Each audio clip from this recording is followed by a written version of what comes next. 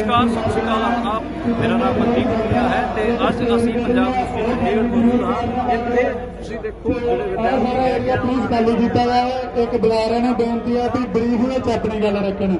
इस तो बाद मैं कहूँगा सिंधी नेता जी ने आपकी गल रखना। उस तो बाद सरदार परमजीत सिंह मांडे जगराज सिंह मटाला विधायक सिंह स्टेज पर मेरे आ गए प्लीज। लगातार जो स्टूडेंट है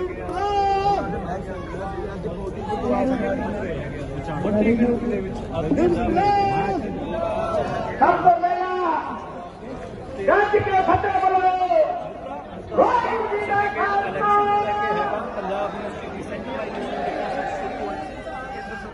ये मोदी ते अमित शाह ये मन को परेशान करके कि तुसी पंजाब से बात जाओ। मैं पंजाब के हिंदुओं भी अपील करना चाहता ਤੁਸੀਂ देख सकते हो कि ਵੱਡਾ कि तेरी शिक्षा ही ना ये ਤੁਹਾਡੇ ਬੱਚਿਆਂ ਨੂੰ भी सस्ती मिलनी है उसकी लड़ाई लड़ी जा रही है।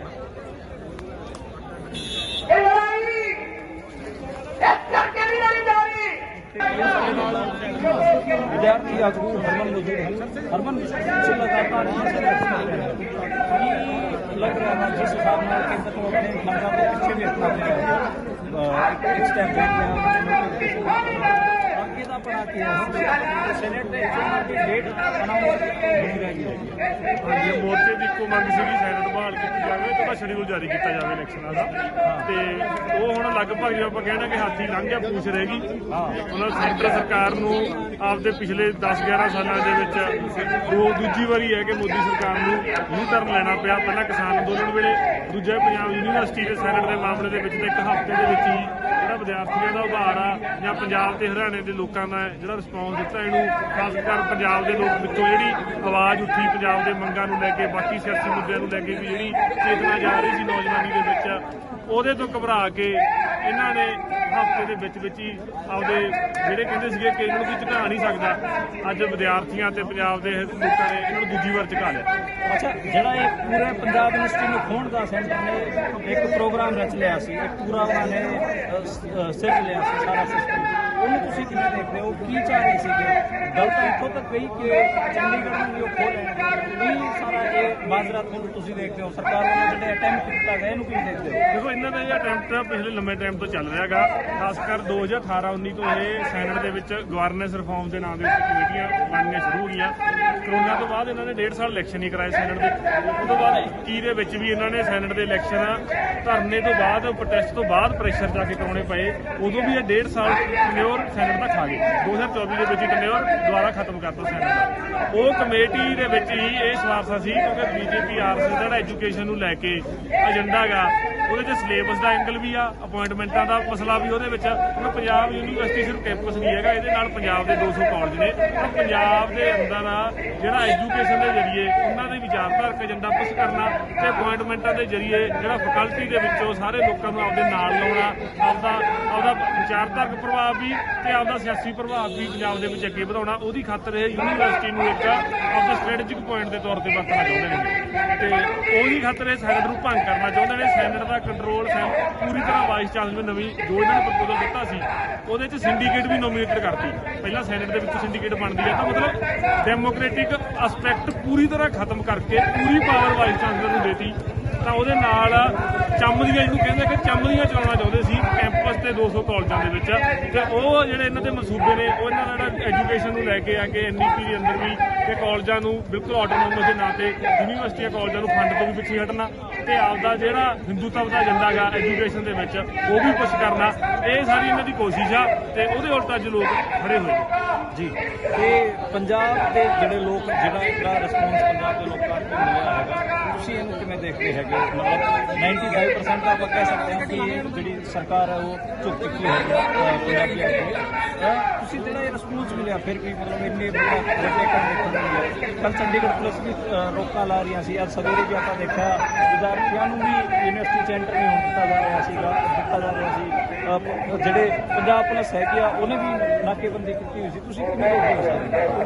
ਇਹ ਜਿਹੜਾ ਪੰਜਾਬ ਤੇ ਸੈਂਟਰ ਦੀ ਸਟਰਗਲ ਆ ਪਿਛਲੇ 50 ਮਤਲਬ ਸਾਡੀ ਪੀੜ੍ਹੀ ਤੋਂ ਵੀ ਪਿਛਲੀ ਪੀੜ੍ਹੀ ਉਦੋਂ ਪਹਿਲੀ ਪੀੜ੍ਹੀ ਪੰਜਾਬੀ ਸੂਬੇ ਤੋਂ ਲੈ ਕੇ ਜਿਹੜਾ ਮਤਲਬ ਵੰਡ ਤੋਂ ਲੈ ਕੇ ਜਿਹੜੀਆਂ ਪੰਜਾਬ ਦੇ ਮੰਗਾਂ ਜਿਹੜੀਆਂ ਐਸਪੀਰੇਸ਼ਨ ਨਾਲ ਪੰਜਾਬੀ ਵੰਡ ਤੋਂ ਬਾਅਦ ਜਾਂ ਸਿੱਖ ਖਾਸ ਤੌਰ ਦੇ ਉੱਤੇ ਇਸ ਖਿੱਤੇ ਦੇ ਵਿੱਚ ਜੋ ਆਪਦੇ ਹੱਕ ਮੰਗਦੇ ਸੀ ਉਹਨੂੰ ਸੈਂਟਰ ਨੇ ਨਹਿਰੂ ਸਰਕਾਰ ਤੋਂ ਲੈ ਕੇ ਦਰਕਿਨਾਰ ਕੀਤਾਗਾ ਤੇ ਧੱਕਾ ਕੀਤਾ। ਉਹਦੇ ਦਾ ਹੀ ਸਿੱਟਾ ਗਾ ਕਿ ਪੰਜਾਬ ਇੰਨੇ ਅੰਦੋਲਨਾਂ ਤੋਂ ਬਾਅਦ ਅਕਾਲੀਆਂ ਦੇ ਮੋਰਚਿਆਂ ਤੋਂ ਬਾਅਦ ਜੇ ਦਿੱਤਾ ਵੀ ਤਾਂ 66 ਦੇ ਐਕਟ ਰਾਹੀਂ ਨਾ ਰਾਜਧਾਨੀ ਦਿੱਤੀ, ਪੰਜਾਬ ਯੂਨੀਵਰਸਿਟੀ ਵੀ ਇੰਟਰਸਟੇਟ ਬੋਡੀ ਬਣਾ ਲਈ, BBMP ਦਾ ਕੰਟਰੋਲ ਵੀ ਰੱਖ ਲਿਆ। ਉਹ ਸਾਰੇ ਧੱਕਿਆਂ ਤੋਂ ਬਾਅਦ ਅਨੰਦਪੁਰ ਦਾ ਮਤਾ ਆਉਂਦਾ, ਫਿਰ ਇੱਡੀ ਖਾੜਕੂ ਸੰਘਰਸ਼ ਵੀ ਹੁੰਦਾਗਾ, ਕਾਊਂਟਰ ਵੀ ਹੁੰਦਾ, ਸਾਰਾ ਕੁਝ ਪੰਜਾਬ ਨੇ ਦੇਖਿਆ। ਉਹ ਪੰਜਾਬ ਦੀ ਸਬਕੌਂਸ਼ੀਅਸ ਮਾਈਂਡ ਦੇ ਵਿੱਚ ਪੰਜਾਬ ਦੀ ਇੱਕ ਸਾਈਕੋਲੋਜੀਕਲ ਮੇਕਅਪ ਦੇ ਵਿੱਚ ਉਹ ਜਿਹੜੇ ਧੱਕੇ ਨੇ ਉਹ ਪਏ ਨੇ, ਉਹ ਪੀੜ੍ਹੀ ਦਰ ਪੀੜ੍ਹੀ ਅੱਗੇ ਚੱਲ ਰਹੇ ਨੇ। ਅੱਜ ਜਿਹੜਾ ਨਵੀਂ ਪੀੜ੍ਹੀ ਆ ਉਹ ਧੱਕਿਆਂ ਨੂੰ ਮੋਦੀ ਸਰਕਾਰ ਮੌਕੇ ਦੀ ਪਿਛਲੇ 2014 ਤੋਂ ਉਹ ਧੱਕਿਆਂ ਨੂੰ ਬਰਕਰਾਰ ਕਰ ਰਹੀ ਹੈ। ਉਹਨਾਂ ਨੂੰ ਮੱਲਮ ਲਾਉਣ ਦੀ ਥਾਂ ਤੇ ਹੱਕ ਦੇਣ ਦੀ ਥਾਂ ਦੇ ਉੱਤੇ ਉਲਟਾ ਲਗਾਤਾਰ BBMP ਦਾ ਕੰਟਰੋਲ ਲੈ ਲਿਆ। BSF 50 ਕਿਲੋਮੀਟਰ ਹੋਰ ਅੱਗੇ ਕਰਤੀ ਤੇ ਕਿਸਾਨ ਅੰਦੋਲਨ ਵੇਲੇ ਜੋ MSP ਸੀ ਉਹ ਵੀ ਖੂਨ ਨੂੰ ਫਿਰਦੇ ਸੀ। ਉਹਦੇ ਨਾਲ ਜਿਹੜੀ ਨਵੀਂ ਯੂਥ ਆ ਉਹਦੇ ਅੰਦਰ ਜਿਹੜਾ ਚੇਤਨਾ ਗੀ ਅੰਡਰ ਕਰੰਟ ਹੈ ਕਿ ਜਿਹੜਾ ਸਾਡੇ ਨੂੰ ਇੱਥੇ ਸਾਹ ਲੈਣ ਨੂੰ ਥਾਂ ਵੀ ਨਹੀਂ ਛੱਡ ਰਹੇ। ਜਿਹੜਾ ਪੂਰਾ ਕੇਂਦਰੀਕਰਨ ਦੇ ਨਾਂ ਤੇ ਹਿੰਦੂ ਰਾਸ਼ਟਰ ਵਾਲੇ ਜਿਹੜਾ ਇਹਨਾਂ ਦਾ ਏਜੰਡਾ ਹੈਗਾ ਕਿ ਸਭ ਨੂੰ ਇੱਕ ਰੱਸੇ ਲਪੇਟਣਾ, ਉਹਦੇ ਉਲਟ ਬੇਚੈਨੀ ਹੈ ਪੰਜਾਬ 'ਚ ਲਗਾਤਾਰ। ਉਹ ਬੇਚੈਨੀ ਦਾ ਪ੍ਰਗਟਾਵਾ ਉਹਨੂੰ ਬਾਰ-ਬਾਰ ਮਿਲੂ ਆਪਾਂ ਨੂੰ। ਉਹ ਕਿਸਾਨ ਅੰਦੋਲਨ ਦੇ ਵਿੱਚ ਵੀ ਮਿਲਦਾਗਾ, ਉਹ ਜਿਹੜੇ ਪੰਜਾਬ ਦੇ ਵਿੱਚ ਬਾਰ-ਬਾਰ ਜਿਹੜੇ ਉਭਾਰ ਹੁੰਦੇ ਨੇ ਇਕੱਠ ਹੁੰਦੇ ਨੇ ਉਹਨਾਂ ਦੇ ਵਿੱਚ ਮਿਲਦਾ। ਤਾਂ ਇਹ ਜਦੋਂ ਯੂਨੀਵਰਸਿਟੀ ਖੋਲੀ ਉਹ ਵੀ 1 ਨਵੰਬਰ ਨੂੰ ਉਹਨਾਂ ਨੇ ਨੋਟੀਫਿਕੇਸ਼ਨ ਦਿੱਤਾ ਜਦੋਂ ਪੰਜਾਬ ਪੰਜਾਬੀ ਸੂਬਾ ਬਣਿਆ। ਉਸ ਦਿਨ ਇਹ ਕਿ ਪੰਜਾਬੀ ਸੂਬੇ ਵਾਲੇ ਦਿਨ ਤੁਹਾਨੂੰ 1 ਨਵੰਬਰ ਨੂੰ ਤੋਹਫਾ ਦਿੱਤਾ ਇੱਕ ਹੋਰ ਧੱਕਾ ਜਿਹੜਾ ਇਹ ਮੈਸੇਜ ਗਿਆ ਉਹਨੇ ਮਤਲਬ ਪੰਜਾਬ ਦੀ ਜਨਤਾ ਨੂੰ ਅੰਦਰ ਤੱਕ ਝੰਜੋੜਤਾ ਕਿ ਸਾਡਾ ਇੱਥੇ ਰਹਿ ਕੀ ਗਿਆ। ਤਾਂ ਉਹਦਾ ਰਿਸਪੌਂਸ ਆ ਸਾਰਾ ਤੇ ਪੰਜਾਬ ਦੇ ਅੰਦਰ ਜਿਹੜਾ ਅੰਡਰ ਕਰੰਟ ਆ ਕਿ ਆਪਦੇ ਹੱਕਾਂ ਦੇ ਪ੍ਰਤੀ ਜਿਹੜੀ ਚੇਤਨਾ ਗੀ ਲਗਾਤਾਰ ਨਵੀਂ ਪੀੜ੍ਹੀ 'ਚ ਵੱਧ ਰਹੀ ਆ ਤੇ ਉਹਦਾ ਨਤੀਜਾ ਹੈਗਾ ਕਿ ਅੱਜ ਏਡੇ ਵੱਡੇ ਪੱਧਰ ਤੇ ਰਿਸਪੌਂਸ ਜਿਹੜਾ ਇਸ ਮੋਰਚੇ ਨੂੰ ਮਿਲਿਆ। ਜੀ ਸ਼ੁਕਰੀਆ ਅਰਵਿੰਦ। ਤੇ ਮੈਂ ਚਾਹਾਂਗਾ ਕਿ ਇਹ ਜਿਹੜਾ ਪਿੱਛੇ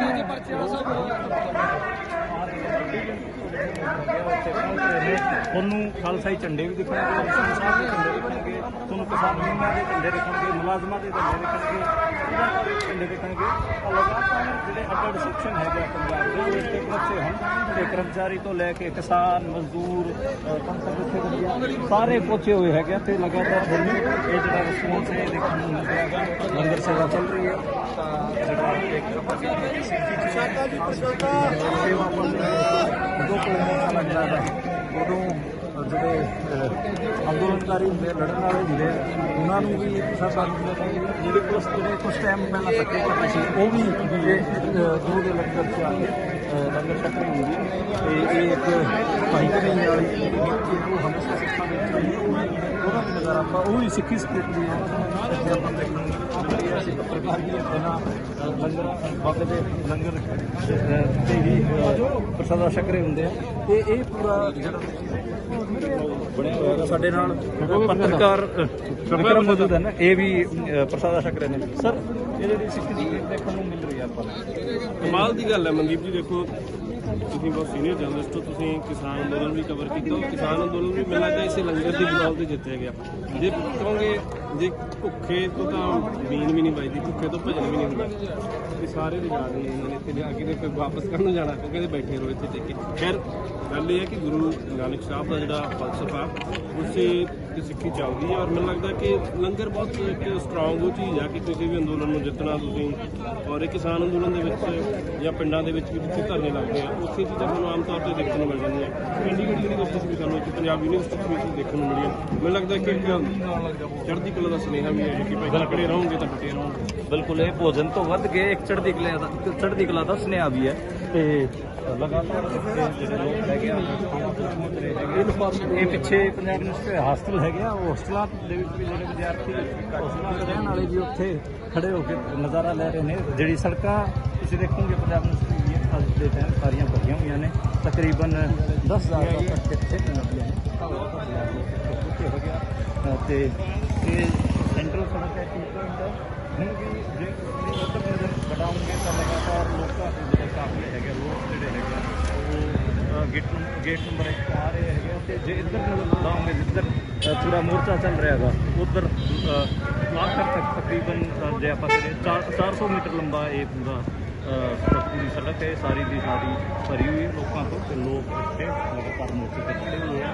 पंजाब यूनिवर्सिटी जे मैं आखिरी कमेंट करना होवे तो यह लगता है कि पंजाबियों ने पंजाब यूनिवर्सिटी को बचा लिया है। ये जड़ा अज जड़ा ये इकट्ठ होयागा ये तुसीं कह सकते हो कि विक्ट्री मार्च भी कह सकते हो क्योंकि 95% सारा कुछ हो चुका है। केंद्र ने वापस भी ले लए है ਜਿਹੜੇ ਸੈਨੇਟ ਨੂੰ ਭੰਗ ਕਰਨ ਦਾ ਮੁੱਦਾ ਸੀ।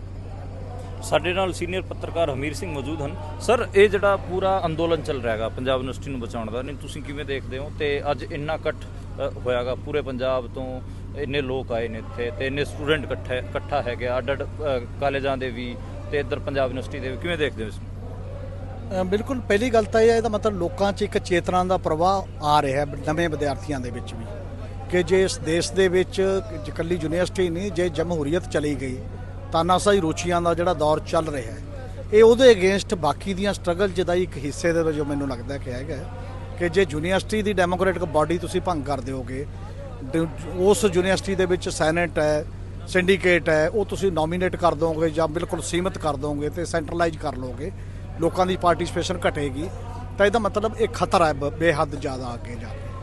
ਔਰ ਜਿਹੜੇ ਸਟੂਡੈਂਟਾਂ ਨੂੰ ਤੁਸੀਂ ਇਹ ਕਹਿੰਦੇ ਹੋ ਕਿ ਉਹ 18 ਸਾਲ ਦੀ ਉਮਰ 'ਚ ਦੇਸ਼ ਦਾ ਪ੍ਰਾਈਮ ਮਿਨਿਸਟਰ ਚੁਣ ਸਕਦਾ ਹੈ ਚੀਫ ਮਿਨਿਸਟਰ ਚੁਣ ਸਕਦਾ ਹੈ ਬਾਕੀ ਹੈ ਉਹਨੂੰ ਆਪਣੇ ਪ੍ਰਬੰਧ ਦੇ ਵਿੱਚੋਂ ਹਿੱਸੇਦਾਰੀ 'ਚੋਂ ਬਾਹਰ ਕਰ ਰਹੇ ਹੋ ਤੁਸੀਂ ਔਰ ਇਹ ਬਹੁਤ ਨੈਗੇਟਿਵ ਐਟੀਟਿਊਡ ਸੀਗਾ ਜਿਹਦੇ ਕਰਕੇ ਇਹ ਮੂਵਮੈਂਟ ਜਿਹੜੀ ਹੋਈ ਹੈ ਇਹ ਇੱਕ ਬਹੁਤ ਸਾਰੇ ਲੋਕਾਂ ਨੂੰ ਜਾਗ ਲਾਏਗੀ ਜਿਹੜੇ ਬੜੇ ਲੰਮੇ ਸਮੇਂ ਤੋਂ ਜਿਵੇਂ ਪੰਜਾਬ ਦੀਆਂ ਤਾਂ ਦੇਖੋ 83 ਤੋਂ ਜਦੋਂ ਤੋਂ ਖਾੜਕੂਬਾਦ ਦਾ ਨਾਂ ਲੈ ਕੇ ਅੱਜ ਤੱਕ ਵਿਦਿਆਰਥੀ ਯੂਨੀਅਨ ਦੀਆਂ ਚੋਣਾਂ ਹੀ ਨਹੀਂ ਹੋ ਰਹੀਆਂ ਵਿਦਿਆਰਥੀਆਂ ਦਾ ਉਹ ਹੱਕ ਟੋਟਲੀ ਮਾਰਿਆ ਜਾ ਰਿਹਾ ਸ਼ਾਇਦ ਇਹਦੇ 'ਚੋਂ ਹੋਰ ਗੱਲਾਂ ਵੀ ਨਿਕਲਣਗੀਆਂ ਔਰ ਇਹ ਬੇਹੱਦ ਇੱਕ ਉਸਾਰੂ ਚੀਜ਼ ਹੈ ਔਰ ਗਵਰਨਮੈਂਟ ਨੂੰ ਪਿੱਛੇ ਬੈਠਣਾ ਪਿਆ ਉਹ ਨੋਟੀਫਿਕੇਸ਼ਨ ਵਾਪਸ ਲੈਣਾ ਪਿਆ ਹੁਣ ਡੇਟ ਵੀ ਅਨਾਉਂਸ ਕਰਨੀ ਹੋ ਪਏਗੀ ਕੋਈ ਨਾ ਕੋਈ ਜਿਹੜੀ ਵੀ ਹੋਏਗੀ ਪਰ ਇਹਦੇ ਨਾਲ ਦੀ ਨਾਲ ਇੱਕ ਗੱਲ ਜ਼ਰੂਰ ਹੈ ਜਿਹੜਾ ਡੈਮੋਕ੍ਰੇਸੀ ਦਾ ਹਾਲ ਹੈ ਵੋਟ ਤੰਤਰ ਦਾ ਹਾਲ ਹੈ ਜਿਹੋ ਜਿਹੀਆਂ ਅਸੈਂਬਲੀ ਪਾਰਲੀਮੈਂਟ ਦੀਆਂ ਵੋਟਾਂ ਸੈਨੇਟ ਦੇ ਵਿੱਚ ਵੀ ਚਾਹੇ ਕਿਸੇ ਦੀਆਂ ਵੀ ਵੋਟਾਂ ਹੁੰਦੀਆਂ ਨੇ ਉਹਨੂੰ ਉਹਦੇ 'ਚ ਵੋਟ ਤੰਤਰ 'ਚ ਸੁਧਾਰ ਜ਼ਰੂਰੀ ਹੈ ਕਿ ਕੁਆਲਿਟੀ ਵਾਲੇ ਬੈਟਰ ਬੰਦੇ ਕਿਵੇਂ ਆਉਣ ਜੇ ਉਹ ਜਗਾੜੀ ਤੇ ਪੈਸਾ ਤੇ ਸਾਰਾ ਕੁਝ ਉਹੀ ਚੱਲਦਾ ਹੈ ਤਾਂ ਜਿਹੜੀਆਂ ਵਿਦਿਅਕ ਚੋਣਾਂ ਹੋਣਗੀਆਂ ਇਹ ਸੈਨੇਟ ਦੀਆਂ ਜਾਂ ਹੋਰ ਇਹ ਸਭ ਦੀ ਜ਼ਿੰਮੇਵਾਰੀ ਹੈ ਉਹਨਾਂ ਕੁ ਬਦਲਾਅ ਤਾਂ ਆਪਣੇ ਪਾਸਿਓਂ ਵੀ ਕਰਨਾ ਪਏਗਾ ਜਿਹੜਾ ਬਦਲਾਅ ਦੂਜੇ ਪਾਸਿਓਂ ਇੱਕ ਰੋਕ ਰਿਹਾ ਕਿ ਡੈਮੋਕ੍ਰੇਸੀ ਜਿੰਦਾ ਰਹੇ ਪਰ ਡੈਮੋਕ੍ਰੇਸੀ ਦੀ ਰੂਹ ਵੀ ਜਿੰਦਾ ਰਹੇ ਇਹ ਜਿਹੜੀ ਮਤਲਬ ਜੇ ਆਪਾਂ ਗੱਲ ਕਰੀਏ ਕਿ ਇਹ ਇਸ ਯੂਨੀਵਰਸਿਟੀ ਦਾ ਜਿਹੜਾ ਇਤਿਹਾਸ ਹੈ ਉਹ ਤੋਂ ਇਹ ਜਾਪਦਾ ਹੈਗਾ ਕਿ 47 ਤੋਂ ਪਹਿਲਾਂ ਇਹਦੇ ਕੋਲ ਸਾਰੇ ਡੈਮੋਕ੍ਰੈਟਿਕ ਰਾਈਟ ਸੀਗੇ ਕਿ ਇੰਸਟੀਟਿਊਸ਼ਨ ਨੂੰ ਚਲਾਉਣ ਦੇ ਜਿਹੜੀ ਸਭ ਤੋਂ ਵੱਡੀ ਦਾਅਵਾ ਕਰਦੇ ਨੇ ਕਿ ਅਸੀਂ ਦੁਨੀਆ ਦੇ ਸਭ ਤੋਂ ਵੱਡੀ ਡੈਮੋਕ੍ਰੈਟਿਕ ਮੁਲਕ ਹਾਂ ਉਹ ਆ ਕੇ ਜਿਹੜੇ ਮਾੜੇ ਮੋਟੇ ਰਾਈਟਸ ਲੋਕਾਂ ਨੇ ਅੰਗਰੇਜ਼ਾਂ ਵੇਲੇ ਦੇ ਹੀ ਮਿਲੇ ਹੋਏ ਸੀ ਉਹਨਾਂ ਨੂੰ ਖਤਮ ਕਰ ਰਹੇ ਨੇ। ਇਸ ਸਾਰੇ ਨੂੰ ਕਿਵੇਂ ਦੇਖਦੇ ਹੋ ਕਿ ਇਹ ਸੈਂਟਰਲਾਈਜੇਸ਼ਨ ਦਾ ਕੋਈ ਉਹਨਾਂ ਦੀ ਪ੍ਰੋਸੈਸ ਤਾਂ ਨਹੀਂ ਹੈ ਜਿਹਦੇ 'ਚ ਉਹ ਇਸ ਕਿਸਮ ਦੇ ਅਦਾਰੇ ਜਿਹੜੇ ਕਿ ਸੂਬਿਆਂ ਨੇ ਲੋਕਾਂ ਨੇ ਆਪਣੇ ਆਪ ਉਸਾਰੇ ਹੋਏ ਉਹਨਾਂ ਤੇ ਕੋਈ ਕਬਜ਼ਾ ਕਰਨ ਦੀ ਸਾਜ਼ਿਸ਼ ਤਾਂ ਨਹੀਂ ਹੈ? ਨਹੀਂ ਬਿਲਕੁਲ ਉਹ ਤਾਂ ਇੱਕ ਡਿਜ਼ਾਈਨ ਟੋਟਲ ਹੈ ਸੈਂਟਰਲਾਈਜੇਸ਼ਨ ਦਾ। ਇਲੈਕਟ੍ਰਿਸਿਟੀ ਬਿੱਲ ਆ ਰਿਹਾ ਹੁਣ ਅਮੈਂਡਮੈਂਟ ਬਿੱਲ 25 ਪਹਿਲਾਂ 1948 ਦੇ 2003 ਆਇਆ ਉਹ ਇੱਕ ਅਗਲਾ ਟੱਚ ਸਟੈਪ ਸੀ ਹੁਣ 2025 ਟੋਟਲੀ ਸੈਂਟਰਲਾਈਜੇਸ਼ਨ ਹੈ।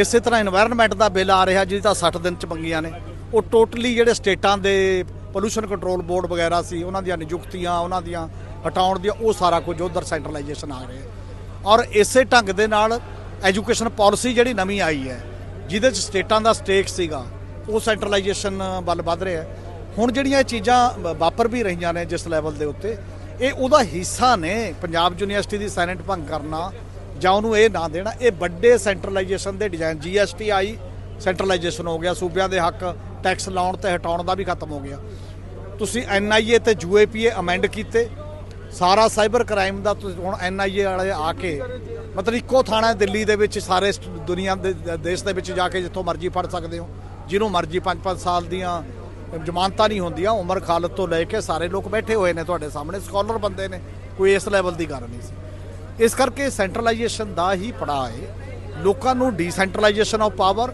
ਫੈਡਰਲ ਸਟਰਕਚਰ ਦੇ ਵਾਸਤੇ ਤੇ ਇੰਪਾਵਰਮੈਂਟ ਆਫ ਪੀਪਲ ਦੇ ਵਾਸਤੇ ਇੱਕ ਕਲੈਕਟਿਵ ਲੜਾਈ ਵੀ ਲੜਨ ਦੀ ਲੋੜ ਪਏਗੀ ਪਰ ਇਹੋ ਜਿਹੀਆਂ ਲੜਾਈਆਂ ਜਦੋਂ ਇਕੱਠੀਆਂ ਹੋ ਜਾਣਗੀਆਂ ਜਾ ਕੇ ਭਾਵੇਂ ਉਹ ਕਿਸਾਨ ਅੰਦੋਲਨ ਦੀ ਲੜਾਈ ਹੋਵੇ ਵਿਦਿਆਰਥੀਆਂ ਦੀ ਹੋਵੇ ਮੁਲਾਜ਼ਮਾਂ ਦੀ ਹੋਵੇ ਕਿਰਤੀਆਂ ਦੀ ਹੋਵੇ ਫਿਰ ਉਹ ਸ਼ਾਇਦ ਇੱਕ ਗੁਲਦਸਤੇ ਵਰਗਾ ਰੂਪ ਲੈ ਲੈਂਦੀਆਂ ਨੇ ਤੇ ਸ਼ਾਇਦ ਉਹ ਇੱਕ ਵੱਡੀ ਫਿਰ ਸੈਂਟਰਲਾਈਜੇਸ਼ਨ ਨੂੰ ਰੋਕਣ ਦੇ ਕਾਬਲ ਵੀ ਹੋ ਜਾਣਗੇ। ਯੂਨੀਵਰਸਿਟੀ ਨੇ ਅੱਜ ਸਵੇਰੇ ਸਾਨੂੰ ਪੱਤਰਕਾਰਾਂ ਨੂੰ 5 ਵਜੇ ਪੰਜਾਬ ਯੂਨੀਵਰਸਿਟੀ ਨੇ ਪ੍ਰੈਸ ਨੋਟ ਵੀ ਭੇਜਿਆ ਗਾ। ਉਹਦੇ 'ਚ ਲਿਖਿਆ ਹੋਇਆ ਕਿ ਅਸੀਂ ਸਿਰਫ ਚਾਂਸਲਰ ਤੋਂ ਸਾਈਨ ਕਰਾਣੇ ਰਹਿ ਗਏ ਹੈਗੇ ਆ, ਅਸੀਂ ਡੇਟ ਵੀ ਦੇ ਦਾਂਗੇ ਕਿ ਸੈਨੇਟ ਦੇ ਚੋਣ ਕਦੋਂ ਹੋਣ ਜਾ ਰਹੇ ਨੇ। ਤਾਂ ਇੱਕ ਹਿਸਾਬ ਨਾਲ ਮੋਰਚੇ ਦੀ ਜਿੱਤ ਹੋ ਚੁੱਕੀ ਹੈ ਤੇ ਇਹ ਅੱਜ ਜਿਹੜਾ ਵਿਕਟਰੀ ਤੁਸੀਂ ਕਹਿ ਸਕਦੇ ਹੋ ਕਿ ਅੱਜ ਤਾਂ ਜਿਹੜੇ ਜਿੱਤ ਦੇ ਨਿਸ਼ਾਨ ਹੈਗੇ ਆ ਉਹ ਝੰਡੇ ਤੇ ਡੰਡੇ ਕੱਢਣ ਵਾਸਤੇ ਪੰਜਾਬ ਯੂਨੀਵਰਸਿਟੀ 'ਚ ਪਹੁੰਚੇ ਹੈ ਤੇ ਇਹ ਦਰਸਾਉਣ ਵਾਸਤੇ ਪਹੁੰਚੇ ਹੈਗੇ ਆ ਕਿ ਪੰਜਾਬ ਯੂਨੀਵਰਸਿਟੀ ਨਾਲ ਜੇ ਛੇੜਖਾਨੀ ਕੀਤੀ ਜਾਊਗੀ, ਉਹਦੇ ਸਟੇਟਸ ਨਾਲ ਉਹਦੀ ਸੈਂਟਰਲਾਈਜੇਸ਼ਨ ਦੀ ਜੇ ਗੱਲ ਆਊਗੀ ਤਾਂ ਫਿਰ ਪੰਜਾਬੀ ਡਟ ਕੇ ਮੈਦਾਨ 'ਚ ਲੜਨਗੇ।